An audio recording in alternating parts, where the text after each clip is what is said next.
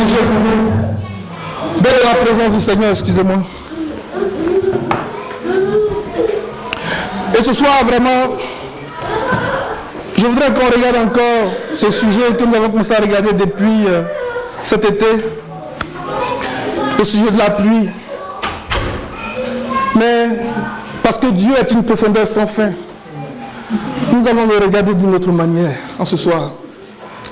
Nous allons mettre l'emphase, nous allons faire un zoom sur le jour de la pluie. Amen. Parce qu'il y a quelque chose qui se passe le jour de la pluie.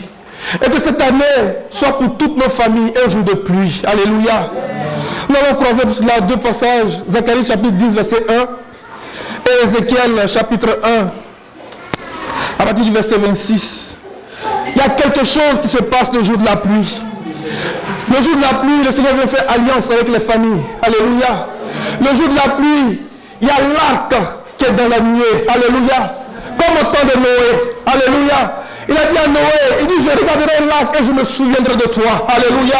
Que ce soit un jour de souvenir pour toutes nos familles au nom de Jésus. Ézéchiel chapitre 1, verset 26. Et Zacharie 10, verset 1. Tu peux faire la lecture, mon frère? Zacharie 10, verset 1. Alléluia. Demandez à l'Éternel la pluie du printemps. L'Éternel produira des éclairs et il vous enverra une abondante pluie.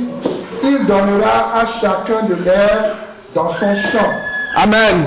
Je lis le passage d'Ézéchiel. Ézéchiel 1, à partir du verset 26. Au-dessus du ciel qui était sur la tête, il y avait quelque chose de semblable à une pierre de saphir en forme de trône. Et sur ce trône, et sur forme de trône apparaissait comme une figure d'homme placée dessus en haut. Je vis encore comme de l'airain poli, comme du feu, au-dedans duquel était cet homme, et qui rayonnait tout autour, depuis la forme de ses reins jusqu'en haut, et depuis la forme de ses reins jusqu'en bas. Je vis comme du feu, et comme une lumière éclatante dont il était environné. Verset 28 qui nous intéresse. Tel l'aspect de l'arc qui est dans la nuit un jour de pluie. Alléluia. Ainsi était l'aspect de cette lumière éclatante qui l'entourait. C'était une image de la gloire de l'Éternel. Alléluia. À cette vue, je tombais sur ma face et j'ai entendu la voix de quelqu'un qui me parlait. Amen. Amen. Il dit que le jour de la pluie, il y a vraiment une lumière éclatante. Alléluia. Mais cette lumière est celle qui environne le Seigneur des Seigneurs. Alléluia. Cette lumière est le reflet de la gloire de Dieu lui-même. Alléluia. Amen. Nous allons voir ce que Job dit par rapport à cette lumière-là. Et qu'est-ce qu'il dit? Job 37, à partir du verset 22.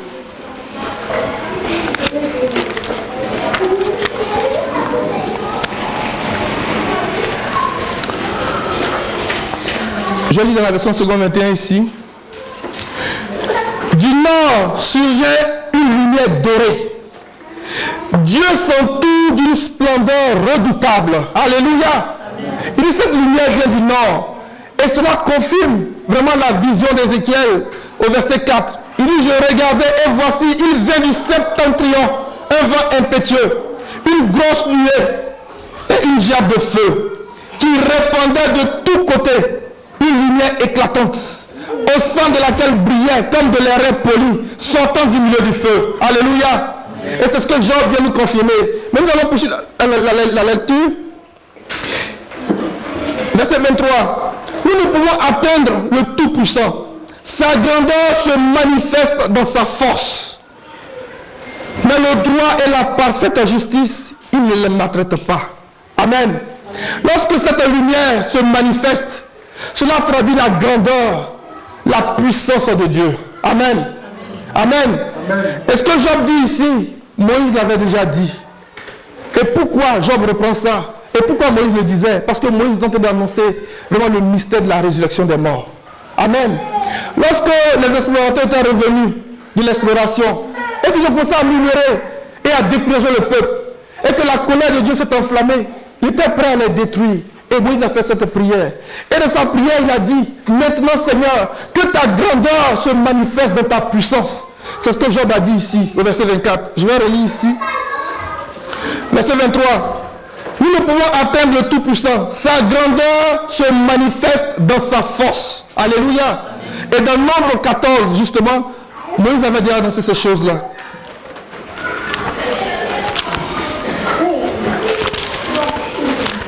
Nombre 14, à partir du verset 13. Dans la prière de Moïse, on va lire jusqu'au verset 18, mais c'est le verset 17 qui confirme vraiment ce que Job a dit. Et c'est sur ce point-là que vraiment je veux que nous réfléchissions ce soir. Que la grandeur du Seigneur se manifeste dans sa puissance. Amen.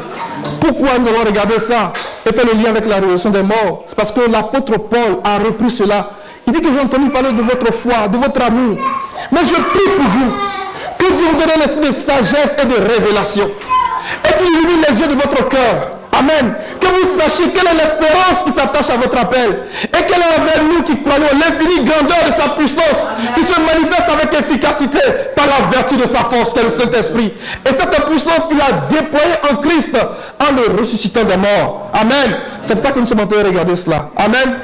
On va lire la prière de Moïse. Nombre 14, à partir du verset 13. Moïse dit à l'Éternel, les Égyptiens l'apprendront, eux du milieu desquels tu as fait monter ce peuple par ta puissance, et ils le diront aux habitants de ce pays. Ils savent que toi, l'Éternel, tu es au milieu de ce peuple, que tu apparais visiblement, toi, l'Éternel, que ta nuée se tient sur lui, que tu marches devant lui le jour dans une colonne de nuée et la nuit dans une colonne de feu. Alléluia. Verset 15. Si tu fais mourir ce peuple comme un seul homme, les nations qui ont entendu parler de toi diront, l'Éternel n'avait pas le pouvoir de mener ce peuple dans le pays qu'il avait juré de lui donner. C'est pour cela qu'il a égorgé dans le désert. Verset 17.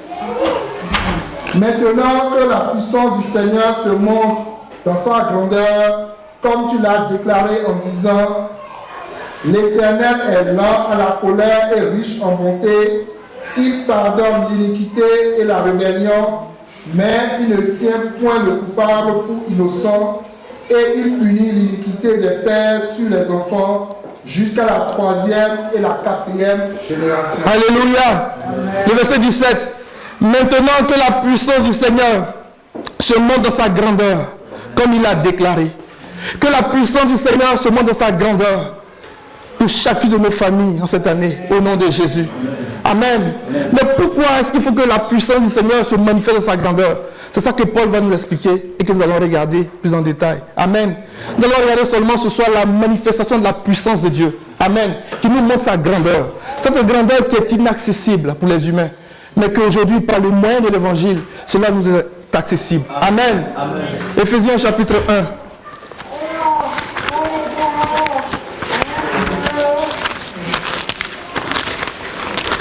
À partir du verset 15. C'est pourquoi moi aussi, ayant entendu parler de votre foi au Seigneur Jésus et de votre charité pour tous les saints, je ne cesse de rendre grâce pour vous, faisant mention de vous dans mes prières, afin que le Dieu de notre Seigneur Jésus-Christ, le Père de gloire, vous donne un esprit de sagesse et de révélation dans sa connaissance, et qu'il illumine les yeux de votre cœur, pour que vous sachiez quelle est l'espérance qui s'attache à son appel, quelle est la richesse de la gloire de son héritage qu'il réserve aux saints, et quelle est envers nous qui croyons l'infinie grandeur de sa puissance se manifestant avec efficacité par la vertu de sa force. C'est vrai. Il l'a déployé en Christ en le ressuscitant des morts et en le faisant asseoir à sa droite dans les lieux célestes, au-dessus de toute domination, de toute autorité, de toute puissance, de toute dignité et de tout nom qui se peut nommer, non seulement dans le siècle présent, mais encore dans le siècle à venir. Il a tout mis sous ses pieds et il a donné pour chef suprême à l'Église, qui est son corps, la plénitude de celui qui remplit tout en tous. Amen. Le Seigneur a déployé cette puissance-là en Christ, en le ressuscitant des morts. Amen. Et nous voulons regarder la manifestation de cette puissance-là. Lorsque les disciples ont commencé à annoncer la résurrection des morts en la personne de Jésus-Christ, la Bible dit que les chefs du peuple sont levés pour leur défendre d'annoncer la résurrection des morts en la personne du Seigneur Jésus-Christ. Ils ont dit, nous ne pouvons pas obéir à des hommes. Nous allons obéir à Dieu. Parce que cette nouvelle-là, ce message-là, le Seigneur l'avait annoncé depuis Abraham. Et il dit que nous sommes les héritiers des prophètes. Nous sommes les héritiers des prophètes. Amen. Et nous allons annoncer ce message-là. Et on a fait des menaces. Et on les a libérés. Mais la Bible dit qu'ils ont fait cette prière à Dieu. Et c'est la prière que vraiment je nous encourage à faire individuellement dans nos maisons. Ils ont dit, Seigneur, on va lire avant qu'on ne regarde la manifestation. Dans Acte 4, à partir du verset 29. C'est intéressant de lire tout le chapitre, mais on va seulement lire cette portion-là. Et que chacun de nous se l'approprie. Et que chacun de nous fasse cette prière-là. Alléluia. Parce que c'est notre héritage. Cela nous appartient. Alléluia. Il a déployé en Christ en le relevant des morts. Et nous aussi, pour des situations de mort, pour des situations d'ossements desséchés, le Seigneur est capable de déployer cette puissance-là en nous. Amen. De déployer cette puissance-là pour que les situations de mort reviennent à la vie au nom de Jésus. Amen. Donc nous devons faire cette prière-là. Nous pouvons la faire par la foi. Alléluia. À partir du verset 29. Et maintenant, Seigneur, vois leurs menaces et donne à tes serviteurs d'annoncer ta parole avec une pleine assurance, en étendant ta main pour qu'il se fasse des guérisons, des miracles et des prodiges par le nom de ton serviteur Jésus. Verset 31. Quand ils eurent prié, le lieu où ils étaient assemblés trembla et ils furent tous remplis du Saint-Esprit et ils annonçaient la parole de Dieu avec assurance. Alléluia. Nous devons faire cette prière-là devant ces situations, comme je le disais. Et le Seigneur va se manifester par la vertu de sa force. Amen. Mais maintenant, comment cette puissance se manifeste? Il dit qu'il a déployé en Christ en le ressuscitant des morts. Lorsque l'apôtre Paul raconte vraiment le mystère de la résurrection dans Acte 2, à partir du verset 24, il dit Dieu l'a ressuscité en le délivrant des liens de la mort. Parce qu'il n'était pas possible qu'il fût retenu par elle. Dans notre version, il dit qu'il n'était pas possible que ces liens-là le retiennent. Alléluia. Comment? Parce que nous voulons expérimenter ces choses-là. Parce que beaucoup d'entre nous, avant de devenir à Christ, étions pris dans ces liens-là, dans ces liens de la mort-là. Et comme David, peut-être qu'on a crié. Dans le psaume 18, David a dit quoi? Les liens de la mort m'avaient enserré. Les torrents dévastateurs m'avaient épouvanté. Les filets de la mort m'avaient surpris. Les pièges de la mort m'avaient saisi. Et j'ai crié à Dieu. Et beaucoup, aujourd'hui, se disant chrétiens, connaissent ces situations-là. Mais Pierre qui dit qu'il n'était pas possible que ces liens le retiennent. Et nous aussi, il n'est pas possible que ces liens nous retiennent encore, étant enfants de Dieu. Mais comment est-ce qu'on peut se soustraire? Comment est-ce qu'on peut se détacher de ces liens-là? C'est ce que nous allons voir à travers la vie de Joseph. Amen. Je ne sais pas si nous aurons le temps, on allait regarder aussi la vie de Daniel. Alléluia. Amen, on est ensemble. Amen. Regardez un peu l'histoire de Joseph dans le psaume 105.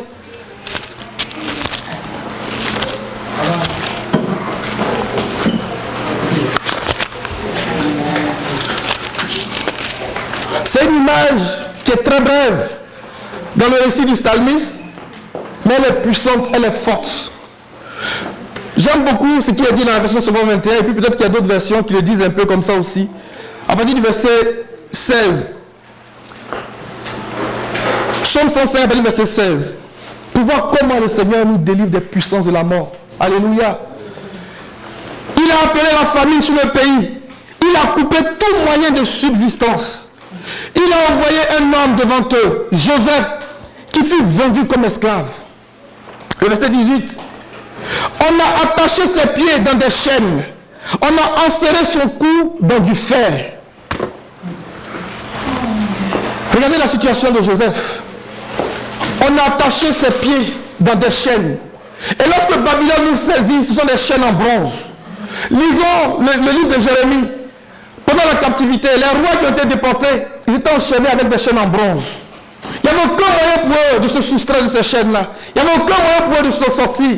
Et la situation de Joseph ressemble à cette situation-là. Et lui encore, on a serré son cou dans du fer.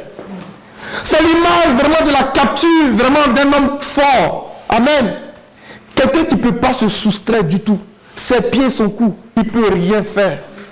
Et ça nous renvoie vraiment dans ce qu'Ésaïe dit, dans Ésaïe 49, verset 24. Il dit, arrachera-t-on à l'homme fort sa capture? On ne peut pas arracher à l'homme fort sa capture. L'homme fort ici, c'est le diable. Et la puissance du diable est comparée un peu à la puissance du lion. Amen. Les prophètes disent que si tu as trop arraché de la gueule d'un lion, là, c'est 2 bouts de jambes et un bout d'oreille. Et même si tous les bergers sont rassemblés contre lui, il ne se laisse pas intimider. Il ne se laisse pas effrayer par le bruit de mes vacarmes. Il est terrible. Et le lion, il brise les os. Les os nous parlent de l'espérance. Et ces situations de captivité, d'esclavage, sont des situations qui traduisent le fait qu'on n'a plus d'espérance. Le fait qu'on dise que notre espérance est détruite. Ce sont des situations de mort. Et la situation de Joseph, c'est la situation de quelqu'un qui était dans les cachots, qui était dans les forteresses. Amen. C'était la situation de Paul et Silas, lorsqu'ils avaient été arrêtés dans Actes chapitre 16. On a mis les pieds dans des entraves. Amen. Il n'y avait aucun moyen pour eux d'en sortir. Et là où ils étaient enchaînés, c'était au plus fort de la forteresse. On ne les a pas enchaînés n'importe où. C'était un endroit où les gens étaient sûrs qu'ils n'allaient pas sortir. C'est l'image, comme je le disais, dans Ésaïe 49, verset 24, qu'on va lire, de la capture d'un homme fort. On n'a pas dit de l'homme fort. Alléluia. Et c'était la situation de Joseph. Et cette situation s'apparente à la situation de beaucoup de personnes qui sont pris dans des liens. Mais l'apôtre Paul dit, je prie pour vous, que Dieu vous donne un esprit de sagesse et de révélation. Alléluia. Qu'il illumine les yeux de votre cœur. Il parle de la lumière. Nous allons voir cette lumière-là. Alléluia. Et qu'il vous donne de comprendre quelle est l'espérance qui s'attache à votre appel. Et quelle est envers nous qui croyons l'infinie grandeur de sa puissance, qui se manifeste avec efficacité par la vertu de sa force. La force, c'est le Saint-Esprit. Alléluia. Et il déploie cette puissance dans l'église. Il déploie cette puissance dans nos vies. Lorsque nous acceptons le message de l'évangile. Et en ce moment-là, les liens de la mort ne peuvent plus nous retenir. Les liens de la captivité ne peuvent plus nous retenir. Il faut accepter l'évangile. Et il faut que nous annoncions le message de la résurrection. Alléluia. Voilà Isaïe. Ésaïe 49, verset 24. Le butin du puissant lui sera-t-il enlevé et la capture faite sur le juste échappera-t-elle? Alléluia. Alors pourquoi les pieds et pourquoi le cou? Jérémie va nous dire ça dans Lamentation chapitre 1, verset 12. Mais le verset 13 et verset 14 traduisent pourquoi les pieds et pourquoi le cou. Mais derrière cet emprisonnement, derrière cet esclavage, nous voyons l'œuvre de la croix. Alléluia. Où ils ont percé les pieds du Seigneur, ils ont percé son côté, ils ont percé ses mains. Alléluia. Et nous a libérés. Il dit que l'acte dont les ordonnances et les prescriptions nous condamnaient, il a effacé à la croix du calvaire. C'est par le message de l'évangile que nous recevons ces choses-là. Et nous les expérimentons. Et nous expérimentons la délivrance dans le nom de Jésus. Amen. Vas-y mon frère. Lamentation 1, 12. À partir du verset 12. Je m'adresse à vous tous qui passez ici. Saisissons vraiment ces paroles-là, personnellement. Il dit, je m'adresse à vous tous. Donc individuellement, le Seigneur est en train de s'adresser à nous ce soir. Amen. Regardez et voyez s'il est une douleur pareille à ma douleur, à celle dont j'ai été frappé. Ça traduit la douleur, ça traduit la souffrance. Des pieds dans les entraves et le cou dans du fer. C'est la douleur, c'est la souffrance. Sortons de l'image, sortons de la lettre. C'est peut-être une situation qui est comme des chaînes en bronze qui nous retiennent. Une situation de péché. Nous allons voir tout à l'heure que derrière la notion d'esclave, nous sommes en train de montrer comment le péché maintient des hommes dans la captivité, dans les chaînes. Alléluia. Vas-y. L'Éternel m'a affligé au jour de son ardente colère. D'en haut, il a lancé dans mes os un feu qui les dévore. Il a tendu un filet sous mes pieds. Ça traduit les filets sous les pieds. Comme David le disait dans le psaume 18, les filets de la mort m'avaient surpris. Alléluia. Continue. Il m'a fait tomber en arrière, il m'a jeté dans la désolation, dans une longueur de tous les jours. Verset 14. Amen. Lorsque quelqu'un est saisi au pied, c'est facile de le renverser. Lorsque quelqu'un est saisi au pied, il ne peut pas avancer dans la vie. Lorsque quelqu'un est saisi au pied, c'est vraiment la souffrance. Il ne peut rien faire. C'est la désolation. Au niveau des pieds, déjà lamentation, Jérémie nous dit ça dans Lamentation. Parce que c'est Jérémie qui a écrit Lamentation. Amen. Verset 14. Sa main a lié le joug de mes iniquités. Elles se sont entrelacées, appliquées sur mon cou. Il a brisé ma force. Amen. Le verset 14 est vraiment puissant. Le cou de Joseph était dans du fer.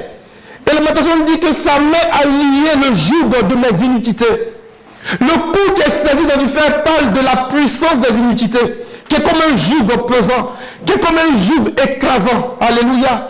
Et des gens sont pris dans des liens d'iniquité, dans la fornication, dans le péché de l'adultère, du mensonge, de beaucoup de choses, qui sont comme un joug qui les enseigne au niveau du cou. C'est ça que la Lamentation est en train de dire ici. Et il s'écrit, malheureux que je suis, qui me délivrera de ce corps de cette mort? Qui va me délivrer? On ne peut pas arracher à l'homme fort sa capture, ce n'est pas possible. Un seul peut le faire, c'est Jésus-Christ de Nazareth. Amen. Vraiment. Elles se sont entrelacées, appliquées sur mon cou. Il a brisé ma force. Lorsque ton cou est saisi par un péché, ou lorsque ton cou est saisi dans une entrave en fer, ta force est brisée. Tu n'as pas de force. Et beaucoup d'enfants de Dieu, beaucoup de chrétiens qui se disent chrétiens, sont liés aujourd'hui. Leur force est brisée, ne peut pas se relever. C'est la situation de quelqu'un qui est couché qui ne peut pas se relever. C'est la situation de quelqu'un qui est couché avec l'esprit abattu. La Bible dit qu'un esprit abattu dessèche les os. Le cœur de l'homme le soutient de la maladie, même l'esprit abattu, qui peut le relever? C'est le Saint-Esprit seul qui peut nous relever. C'est le Saint-Esprit seul qui peut relever l'esprit abattu. Mais il déploie sa puissance, qui se manifeste avec efficacité par la vertu de sa force. Alléluia. C'est la situation vraiment de Joseph. Mais derrière la situation de Joseph, on peut voir la situation de son père, qui avait perdu un fils. Alléluia. Et beaucoup d'entre nous avons perdu peut-être un parent qui est aux prises avec une situation comme celle de Joseph. Et Jacob, il souffrait. Il refusait d'être consolé. Ça peut être un père, une mère qui refuse d'être consolé parce qu'elle a perdu un fils, parce qu'elle a perdu quelque chose, ni parce qu'il a perdu quelque chose. Et lorsqu'il était question de laisser partir Benjamin avec ses frères pour acheter du blé en Égypte, il a dit, si vous ne me ramenez pas cet enfant, c'est avec douleur que vous ferez descendre mes cheveux blancs dans la tombe. On peut voir le désarroi du père. On peut comprendre la douleur, la consternation du père derrière cette situation. Et si ce n'est peut-être pas nous, mais c'est peut-être quelqu'un de notre famille qui vit cette situation. Alléluia. Amen. Mais regardez ce qui va se passer pour Joseph à partir du verset 19. Je reprends le verset 18. On a attaché ses pieds avec des chaînes. On a enserré son cou dans du fer. Jusqu'au moment où est arrivé ce qu'il avait annoncé. Et où la parole de l'Éternel l'a justifié. Où la parole de l'Éternel l'a justifié. Alléluia. Mais quelle est cette parole qui nous justifie aujourd'hui? Quelle est cette parole qui nous justifie, qui fait que nos chaînes tombent? Quelle est cette parole qui nous justifie et qui fait que la capture de l'homme fort lui est arrachée?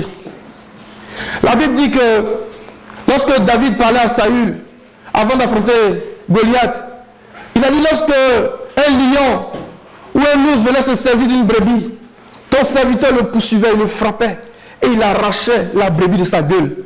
Pourtant, l'esprit de la prophétie nous dit que même si tous les bergers sont réunis contre le lion, il ne se laisse pas intimider, il ne se laisse pas effrayer. Et même si tu as tout arraché, c'est 2 bouts de jambes et un bout d'oreille. Mais David dit qu'il j'arrachais la brebis de sa gueule. Alléluia. C'est Christ qui peut faire ce travail-là. Parce que derrière la vie de David, le Seigneur a annoncé Christ. Alléluia. Lui seul peut arracher sa brebis de la gueule du lion. Alléluia. Et il dit ici, parlant de Joseph, jusqu'au moment où la parole du Seigneur l'a justifié. Alléluia. Quelle est cette parole-là? Romains chapitre 1, à verset 16.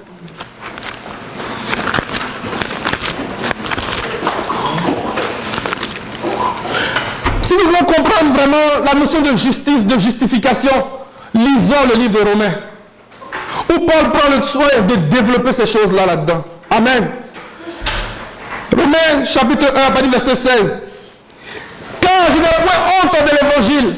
C'est la puissance de Dieu pour le salut de quiconque croit, du juif premièrement, puis du grec. Parce qu'en lui est révélée la justice de Dieu par la foi et pour la foi. Selon qu'il est écrit, le juste vivra par la foi. Alléluia. C'est par l'évangile. C'est par l'évangile. En lui est révélée la justice de Dieu. Alléluia. Il y a une justice que la loi réclamait. Il y a une justice à laquelle les prophètes témoignaient, un témoignage, mais n'ont pas pu l'obtenir. Parce que la loi ne peut pas nous donner de rentrer dans cette promesse-là, de rentrer dans cette justice-là. Alléluia. Et c'est ce que Paul va dire encore dans Romains 3, à partir du verset 21.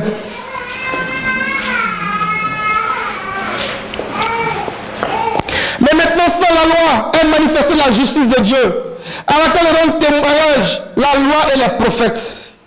Justice de Dieu par la foi en Jésus-Christ, pour tous ceux qui croient. Il n'y a point de distinction, car tous sont péchés et sont privés de la gloire de Dieu.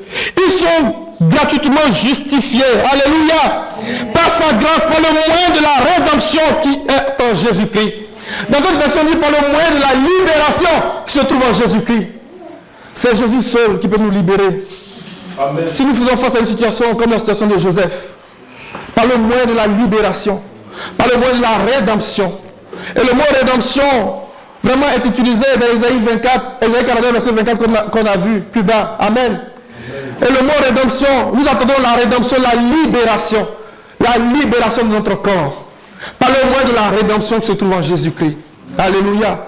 Et cela par l'œuvre de la croix. Alors, quand on considère le passage de Romains 3, il dit que maintenant, sans la loi, il dit sans la loi est manifestée la justice de Dieu à laquelle rend témoignage la loi et les prophètes. Paul qui va parler aux Philippiens, il va dire que la justice espérée que nous attendons ne peut être obtenue par la loi, mais c'est par la foi. Alléluia. Et il dit cela dans Galates 5, verset 5, on va le lire aussi. Et puis on va chercher ça dans Philippiens 3 aussi.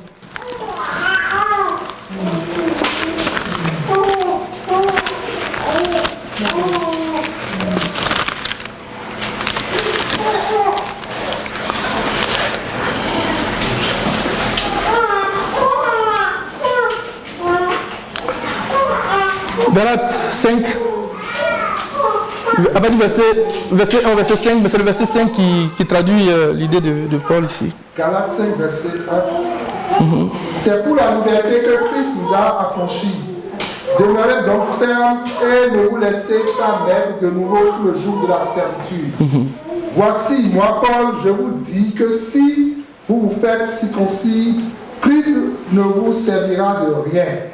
Et je proteste encore une fois à tout homme qui se fait circoncire qu'il est tenu de pratiquer la loi tout entière.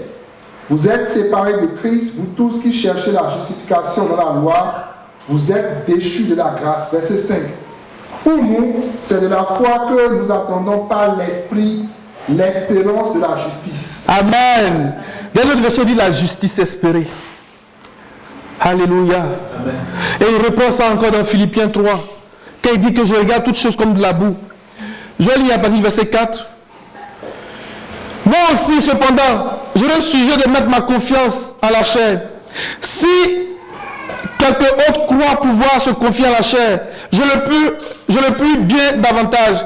Moi, circoncis le 8e jour, de la race d'Israël, de la tribu de Benjamin, hébreu, né d'hébreu, quant à la loi pharisien, quant aux zèles persécuteurs de l'Église, irréprochable à l'égard de la justice de la loi.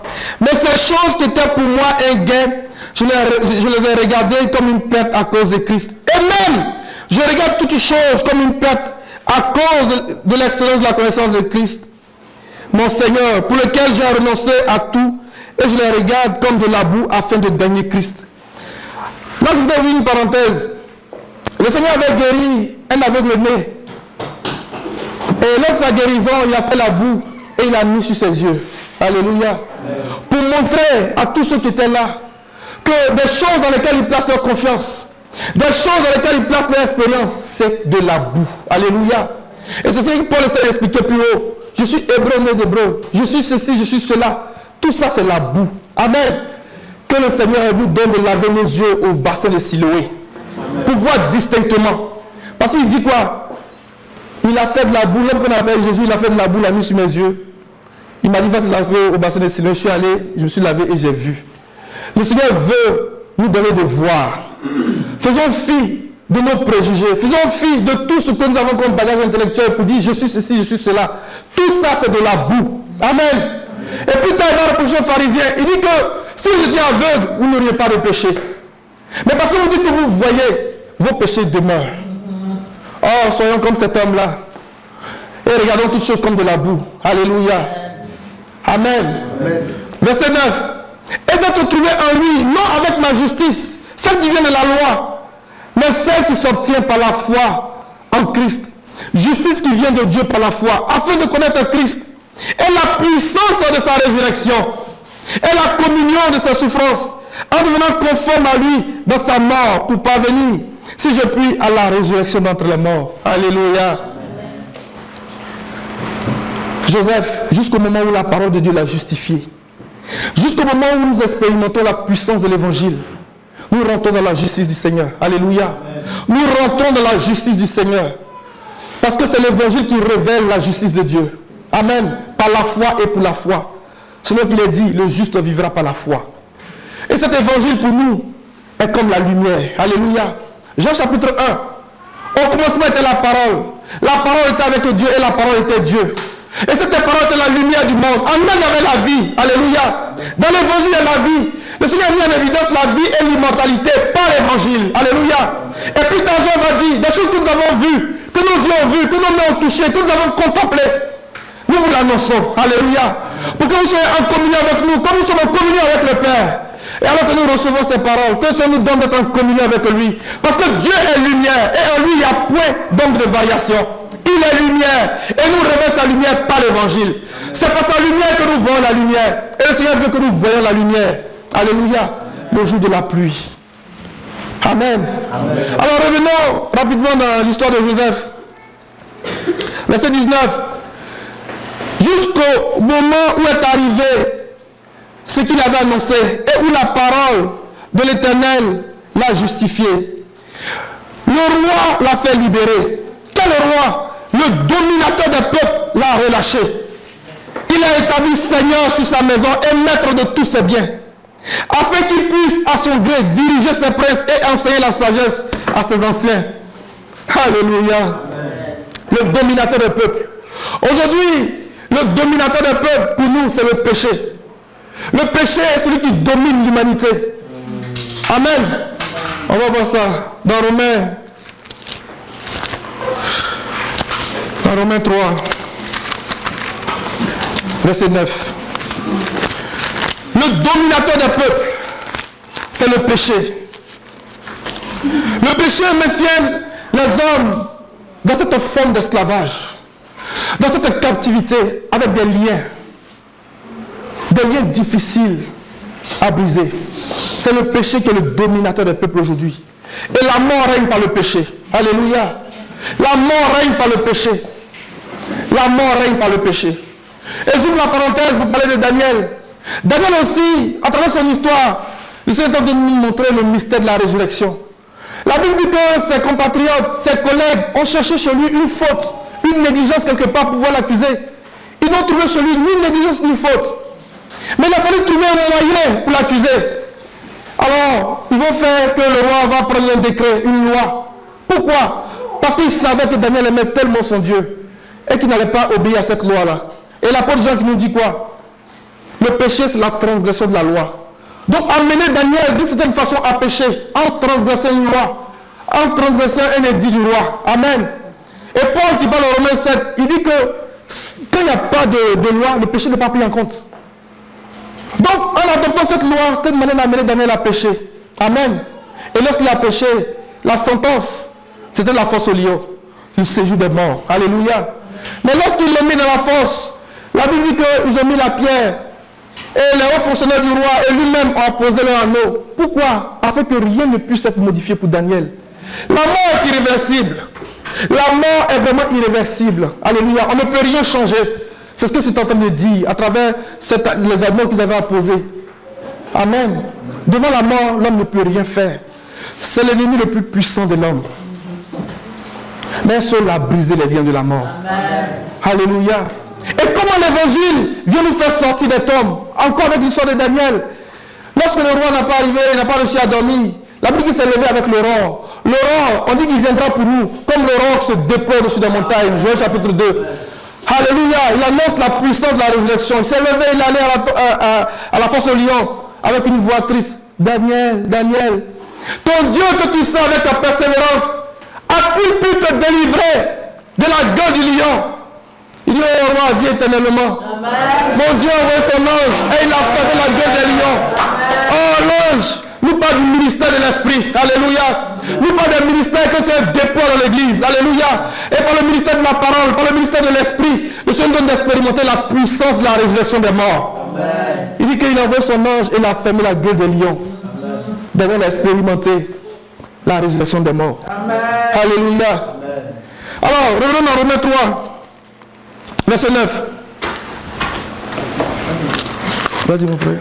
Quoi donc, sommes-nous plus excellents? Nullement, car nous avons déjà prouvé que tous, juifs et grecs, sont sous l'empire du péché.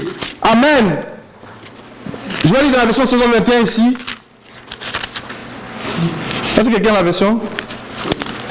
Vas-y. Que dit donc? Sommes-nous supérieurs aux autres? Pas du tout. En effet, nous avons déjà prouvé que juifs et non-juifs sont tous sous la domination du péché. Alléluia. L'humanité tout entière est sous la domination du péché. Amen. Lorsque la parole du Seigneur a justifié Joseph, au temps marqué, mais ce temps marqué là c'est quoi? C'est l'œuvre de la croix. Regardez un peu ce que Paul dit dans Romains 5, verset 6.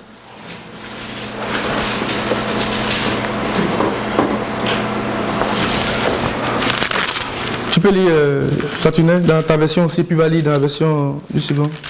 En effet, alors que nous étions encore sans force, Christ est mort pour des pécheurs au moment fixé. Alléluia. Amen. Nous avons vu tout à l'heure que lorsque le cou est dans les entraves, c'est la force qui est brisée. Et Paul nous dit ici dans Romains 5, verset 6, en effet, lorsque nous étions encore sans force, alléluia, amen. Lorsque nous étions encore sans force, Christ, au temps marqué, est mort pour des impies. Amen. Alléluia. Au temps marqué.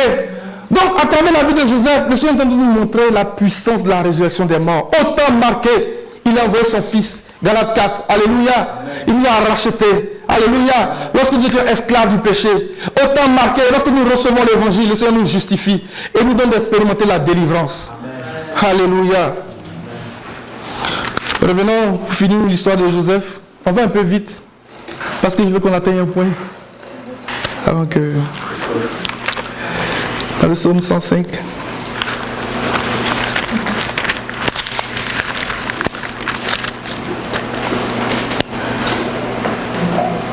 Verset 20. Le roi l'a fait libérer. Le dominateur des peuples l'a relâché. Alléluia.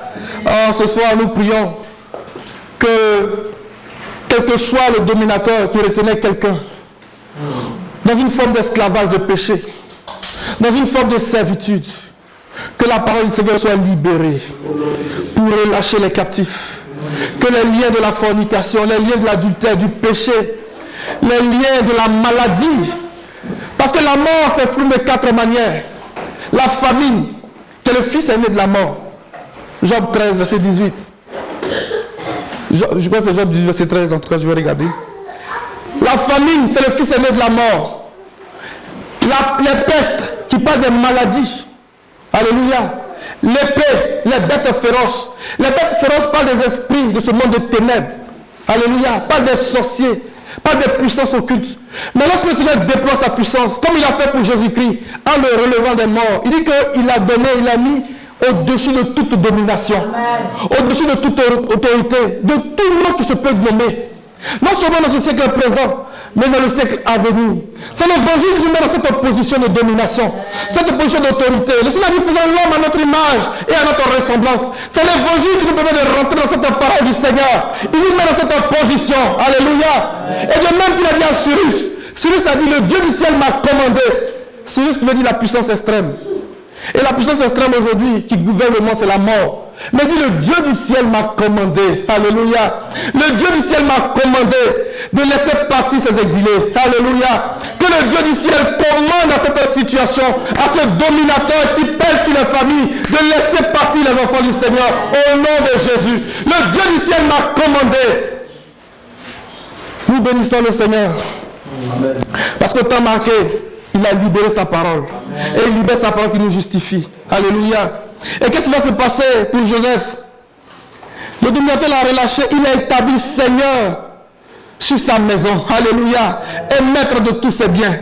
Afin qu'il puisse à son gré diriger ses princes, enseigner la sagesse à ses anciens. Alléluia. Oh, l'esprit de sagesse et d'intelligence, l'esprit de conseil et de force, l'esprit de connaissance et de crainte du Seigneur. Oh, nous donne de briller comme des flambeaux dans ce monde. Nous donne de briller dans nos familles. Nous donne de briller dans nos emplois. Nous donne de briller dans ce monde comme des flambeaux au nom de Jésus. Qu'on trouve chez nous des lumières et une sagesse extraordinaire. Oh, que le Seigneur donne la faculté d'interpréter les songes, les rêves, les visions. Que le Seigneur donne vraiment la faculté de résoudre les questions difficiles au nom de Jésus. Qui nous met dans cette position de domination, cette position d'autorité par la vertu de sa force, par la vertu du Saint-Esprit au nom de Jésus. Vraiment, nous bénissons le Seigneur pour cette grande lumière. Alléluia. Pour l'évangile qui est notre lumière. Alléluia. Amen. Amen. Mais ce n'est pas fini. Parce que Ézéchiel dit que c'est comme l'arc qui est dans le ciel un jour de pluie. Et nous avons vu ça avec Noé. Et c'est vers là que je vais m'arrêter. Nous avons regardé un peu l'histoire de Noé. Parce que c'était le signe de l'alliance entre le Seigneur et Noé et sa postérité. Que le Seigneur, en cette année, nous donne d'expérimenter la puissance de la pluie et que son arc soit placé dans l'étendue du ciel. Que ce soit un signe de l'alliance entre Dieu et nous. Alléluia. Que lorsque le Seigneur va regarder cette alliance-là qui est Jésus-Christ, qu'il se souvienne de nos familles. Alléluia. Qu'il se souvienne de nos familles. Et avec Noé, il a renouvelé sa parole. Il a dit que vous serez près de tous les êtres vivants sur la terre. Alléluia. Que lorsque vraiment nous allons rentrer dans cette alliance du Seigneur, que nous soyons craints. Que le Seigneur réponde devant nous la frayeur qui terrifie nos ennemis au nom de Jésus. Que ce soit des rois puissants comme Og, des rois puissants comme le roi de l'Amoréen, qui tremblent à la seule mention de notre nom. Parce que l'Éternel combat pour nous. Parce que sa gloire nous dévance au nom de Jésus. Alléluia. Amen. Genèse.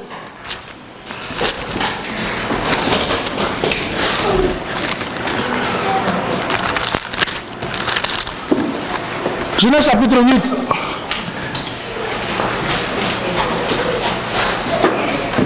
Verset 1, verset 3, et puis on va aller dans Genèse chapitre 9. Genèse 8, verset 1. Dieu se souvint de Noé, de tous les animaux et de tout le bétail qui était avec lui dans l'arche. Et Dieu fit passer un vent sur la terre et les eaux s'apaisèrent. Les souffles de l'abîme et les écluses des cieux furent fermées et la pluie ne tomba plus du ciel. Verset 3. Les eaux se retirèrent du dessous de la terre, s'en allant et s'éloignant, et les eaux diminuèrent au bout de 150 jours. Amen. Que le Seigneur se souvienne de nos familles. Si les torrents dévastateurs nous avaient épouvantés, que le Seigneur se souvienne de nos familles comme se souvenu de Noé. Alléluia. Parce que nous sommes dans le corps. Parce que nous sommes dans l'arche du Seigneur. Alléluia. Le Seigneur se souvient de nos familles et il met un terme au torrent dévastateur. Ceux qui étaient allés en grande mer ont vu son extraordinaire manière d'agir. Il a menacé la mer et la mer a fait silence. Il est celui qui donne la puissance de la mer, qui écrase les têtes du Léviathan au nom de Jésus. Que le Seigneur se souvienne de nos familles. Et que nous lisons Proverbe chapitre 8, à partir du verset 22. Le Seigneur se présente. Il dit, aux eaux de Noé, il était là. Alléluia.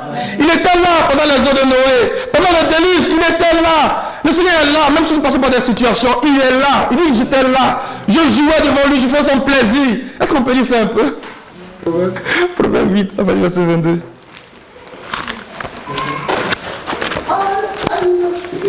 L'Éternel m'a créé la première de ses œuvres, avant ses œuvres les plus anciennes. J'ai été établi depuis l'éternité, dès le commencement, avant l'origine de la terre.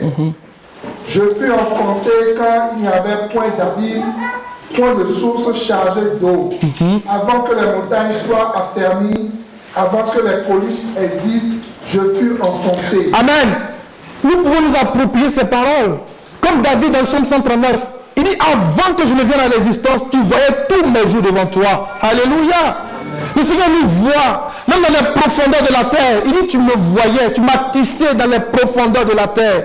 Nous pouvons nous approprier ces paroles du Seigneur. Pour que, Seigneur, avant que je ne vienne à l'existence, tu me voyais, tu me connaissais.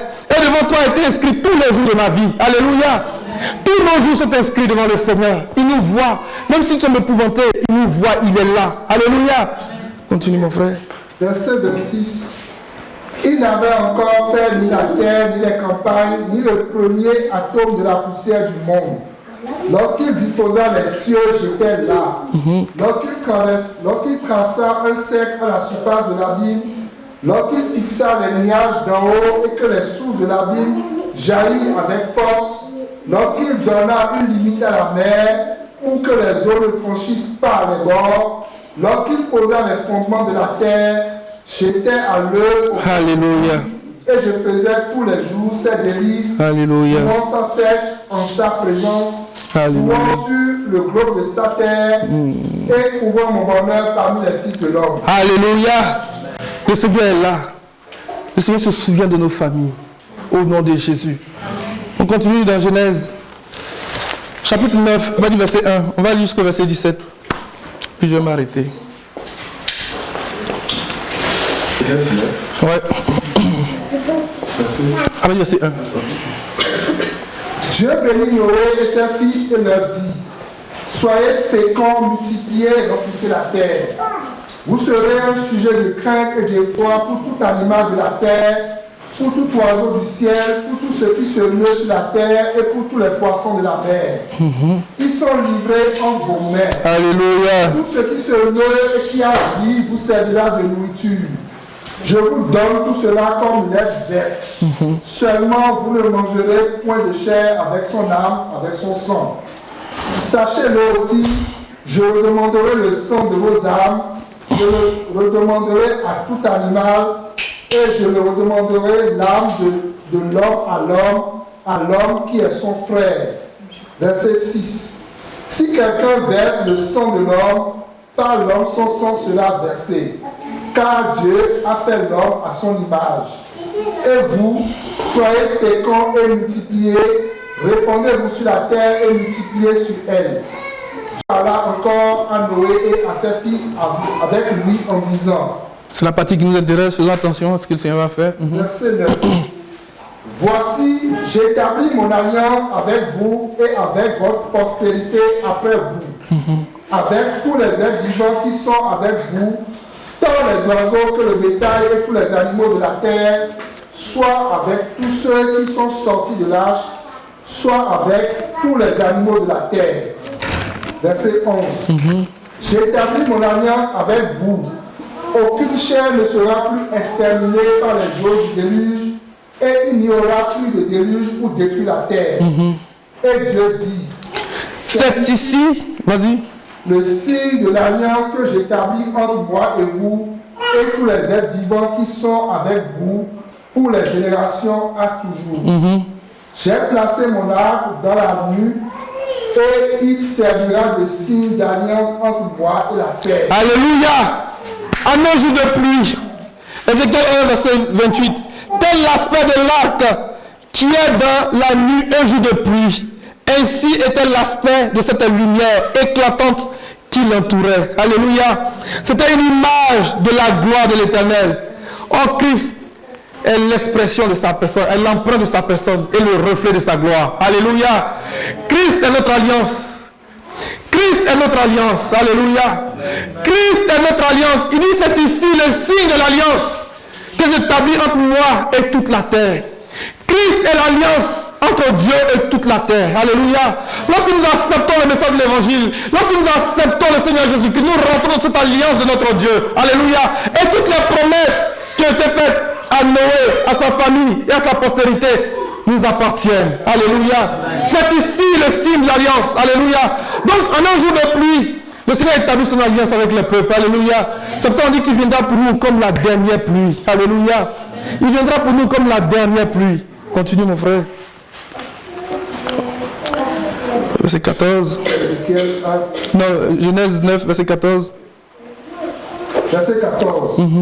Quand j'aurai rassemblé des nuages au-dessus de la terre, l'arc paraîtra dans la nuit. L'arc paraîtra dans la nuée. Alléluia. Amen.